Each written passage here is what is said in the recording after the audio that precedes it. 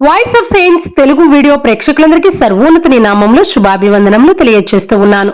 ప్రియ క్రైస్తవ సహోదరి సహోదరులారా, ముందుగా అందరికీ హ్యాపీ యాష్ వెన్స్డే, అలాగే ముందుగానే ఈస్టర్ పండుగ శుభాకాంక్షలను కూడా తెలియజేస్తున్నాను. ఎందుకంటే మనందరము ఈ 40 రోజుల తపస్కాలంలో అడుగు పెడుతూ ఉన్నాము. ఈ 40 రోజుల తపస్కాలంలో అడుగు పెట్టే మనందరము క్రీస్తు అంటే క్రైస్తవులే అనే విధంగా మన జీవితాలు ఉండాలి. అలా ఉండాలి అంటే ప్రేమ, ఓర్పు, సహనం కలిగి మనం జీవించాలి. కాబట్టి ఈ 40 రోజులు మనం ప్రేమ, ఓర్పు, సహనంతో జీవిస్తూ సంతోషంగా ఈస్టర్ పండుగను జరుపుకోవాలని ముందుగానే ఈస్టర్ శుభాకాంక్షలను తెలియజేస్తూ ఉన్నాను. అయితే దావీదు మహారాజు ప్రార్థించినట్లుగా, దేవా నాలో నిర్మల హృదయమును సృష్టించుము, నూతనమును స్థిరమైన మనసును నాలో నెలకొల్పుము అని మనందరము ప్రార్థన చేసుకుంటూ ఈ తపస్కాలాన్ని ప్రారంభించాలి. అయితే బైబిల్లో 40 అనేది విచారణకు, బాధకు గుర్తుగా నిలుస్తుంది.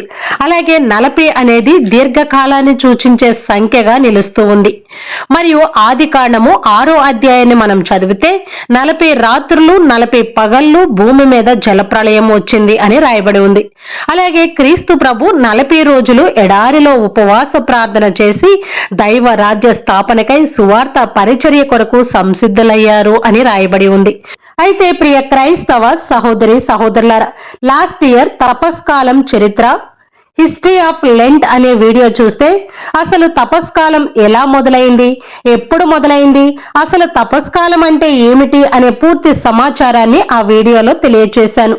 ఆ వీడియోని ఇంకా ఎవరైనా చూడకపోతే ఈ వీడియో కింద లింక్ ఇస్తాను, తప్పకుండా చూసి ప్రతి ఒక్కరు కూడా తపస్కాలం ఎలా మొదలైంది అనే పూర్తి సమాచారాన్ని తెలుసుకోండి. అయితే నిర్గమాకాండాన్ని మనం చదివితే అక్కడ ఇశ్రాయేలు ప్రజలు ఈజిప్టు బానిసత్వం నుండి విడుదల చేయబడ్డారు. అలా విడుదల చేయబడిన ఇశ్రాయేలు ప్రజలను దేవుడు 2 ప్రదేశాలకు నడిపించాలి అనుకున్నాడు. ఒకటి, వారు ఆయనను ఆరాధించే మరియు ధర్మశాస్త్రాన్ని స్వీకరించే నిబంధన స్థలానికి. ఆ స్థలానికి వారు వెళితే దేవునితో కొత్త ప్రేమను కలిగి ఉంటారు, దేవుని బిడ్డలుగా గొప్ప పేరును పొందుకుంటారు. ముఖ్యంగా సీనాయి పర్వతం నుండి సియోను పర్వతానికి వారిని తీసుకువెళ్ళబోతూ ఉన్నాడు.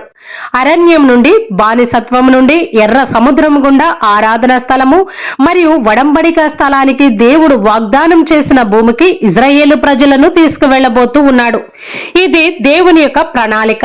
ఇక్కడ వరకు దేవుని యొక్క ప్రణాళిక బాగానే ఉంది, కానీ మధ్యలో ఏం జరిగింది? ఇదే క్వశ్చన్ మార్కు. దేవుడు మోషే నాయకత్వంలో ఇశ్రాయేలు ప్రజలను వాగ్దాన భూమికి నడిపించారు.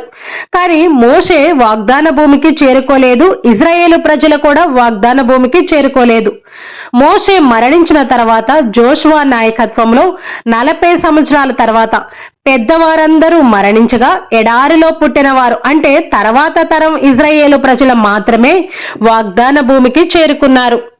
మోషే నాయకత్వంలో వాగ్దాన భూమికి వెళ్లే సమయంలో ఎన్నో ఆటంకాలు ఎదురయ్యాయి. పక్క రాజ్యాలు ఇశ్రాయేలీల పైన దండెత్తి యుద్ధానికి వచ్చాయి. ఇశ్రాయేలు ప్రజలు భయముతో వణికిపోయారు. వారిని ఎదుర్కోలేము, వారిని ఓడించలేము అనే అపనమ్మకములో అలాగే ఉండిపోయారు.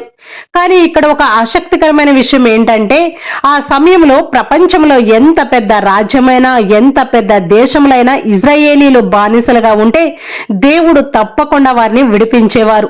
ఇప్పుడు ఈజిప్ట్ లో బానిసలుగా ఉన్న ఇశ్రాయేలీలను దేవుడు విడిపించి తీసుకొస్తున్న సమయం ఇది.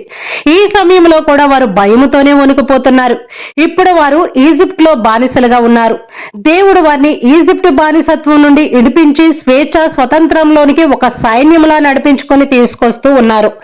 ఎర్ర సముద్రాన్ని 2గా చీల్చి వారి కుడి ఎడమ వైపుల జలాలతో గోడలను నిర్మించి వారిని ప్రామిస్ ల్యాండ్ కు అంటే దేవుడు వాగ్దానం చేసిన స్థలానికి తీసుకువెళుతూ ఉన్నారు. కానీ వారు ఇది మేము చేయలేము, అది మేము చేయలేము అనే అపనమ్మకంతో భయముతో వణికిపోతూ ఉన్నారు. వారికి పోరాడే ధైర్యం లేదు. వారిని బానిసత్వం నుండి విడిపించిన దేవుడు వారిని విజయం వైపు నడిపించబోతున్నాడు అనే నమ్మకం వారికి లేదు.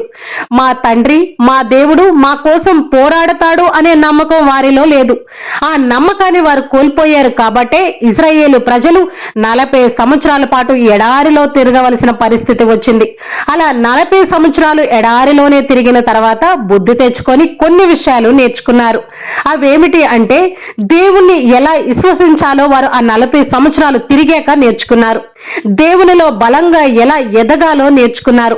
మరియు ఒకే పవిత్రమైన దేవునికి చెందిన స్వేచ్ఛ వ్యక్తులుగా ఎలా జీవించాలో నేర్చుకున్నారు. ప్రతి విషయంలోనూ దేవునిపై ఆధారపడి బ్రతకడం నేర్చుకున్నారు. మా పక్షాన దేవుడు ఉన్నాడు అనే నమ్మకాన్ని వారు పొందుకున్నారు. ఇలా 40 సంవత్సరాల పాటు ఎడారిలో తిరిగిన తర్వాత దేవునిపైన ఆధారపడడం నేర్చుకున్నారు. దేవుడు ఇశ్రాయేలు ప్రజలను ఎర్ర సముద్రపు నీటి గుండా స్వతంత్రంలోనికి నడిపించినట్లే మన బాప్తిజం ద్వారా మన పాపాల నుండి మనలను విముక్తులను చేసి గొప్ప స్వేచ్ఛ ప్రపంచంలోనికి మనల్ని నడిపించాలి అని ఆయన కోరుకుంటున్నాడు. బాహ్యంగా అంతర్గతంగా ప్రతి శోధనలను మనం ఎదుర్కొని నిలబడాలి అని ఆయన కోరుకుంటూ ఉన్నాడు. ఎందుకంటే ఆయన తన శక్తితో మనలను బానిసత్వం అనే పాపం నుండి విముక్తులను చేసి మరణం నుండి విడిపించారు. అయినా కూడా మనం మన శోధనలను ఎదుర్కోవడానికి ఇష్టపడడం లేదు. మన పాపాలను విడిచిపెట్టడానికి అస్సలు ఇష్టపడడం లేదు. దేవుడు మన పక్షాన ఉన్నాడు అనే నమ్మడము లేదు. మరి ఇలా దేవునిపై నమ్మకం లేకపోతే ఇశ్రాయేలు ప్రజల వలె మనం కూడా ఎడారిలో తిరగవలసిందే కదా. అయితే 40 సంవత్సరాలు ఇశ్రాయేలు ప్రజలు ఎడారిలో తిరిగిన తర్వాత బుద్ధి తెచ్చుకొని, సరే దేవా, మేము పోరాడడానికి సిద్ధంగా ఉన్నాము, మరియు మీరు మాతో యుద్ధము చేయబోతున్నారని మేము నమ్ముతూ ఉన్నాము. ఇక నుండి మీపైన మేము నమ్మకాన్ని ఉంచుతాము. మమ్మలను మన్నించండి. మీరు వాగ్దానం చేసిన భూమికి మమ్మల్ని అందరినీ తీసుకువెళ్ళండి అని దేవుని ముందు పశ్చాత్తాపం చెందారు. ఇశ్రాయేలు ప్రజలు అద్భుతమైన యోధులని అన్ని ఆటంకాలను ఎదుర్కొని పాలు తేనెలు ప్రవహించే పాలస్తీనా దేశానికి వెళ్ళలేదు. దేవుడు బలమైన నిజమైన గొప్ప యోధుడు కాబట్టే అన్ని ఆటంకాల నుండి ఇశ్రాయేలు ప్రజలను తప్పించి పాలు తేనెలు ప్రవహించే పాలస్తీనా దేశానికి వారిని నడిపించుకుని తీసుకువెళ్లారు. ఇదే విషయాన్ని దేవుడు ఈ రోజు మనకి తెలియచేస్తూ ఉన్నారు. ఆయన మనలను పాపము శోధనలు అనే బానిసత్వం నుండి విడిపించి విజయ పదములోకి నడిపించాలి అని కోరుకుంటున్నాడు.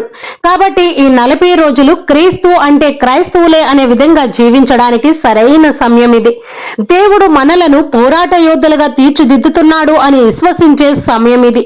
దేవుడు మనతో యుద్ధము చేయడానికి మరియు మన బలహీనతలతో మన పాపాలతో యుద్ధము చేయడానికి దేవుడు మనకి శిక్షణ ఇస్తున్నాడు. కాబట్టి నీవు నేను మనందరం కూడా మన పాపాలను విడిచిపెట్టి ఆ శోధనలను జయించి బయటకు వచ్చే సమయం ఆసన్నమైనది. కాబట్టి మన శోధనలను జయించడానికి మనం ఇలా ప్రార్థన చేయాలి. దేవా, నా శోధనల నుండి నేను బయటికి రావడానికి నాకు సహాయం చేయండి.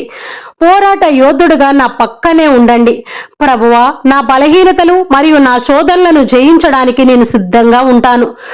కొన్నిసార్లు ఈ లోక సుఖాలలో నేను మునిగిపోతే, వాటి నుండి బయటికి రాలేకపోతే మీ కృపతో నన్ను బయటకు తీసుకురండి.